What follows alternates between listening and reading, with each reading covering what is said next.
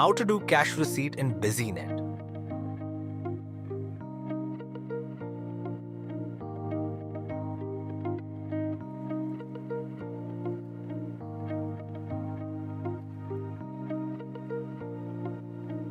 Users can do cash receipt by selecting the cash account. The GL details of cash account will be auto-populated. Then users need to select the GL account for the credit amount.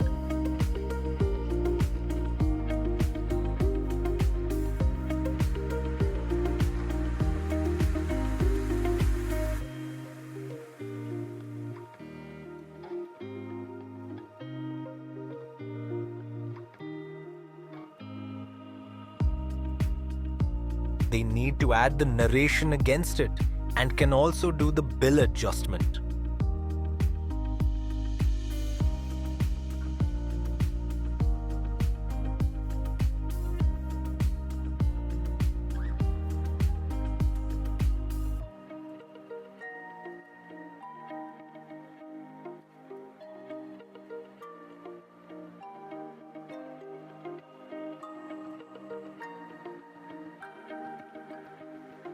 Once the document is approved, users can generate the PDF print of the voucher.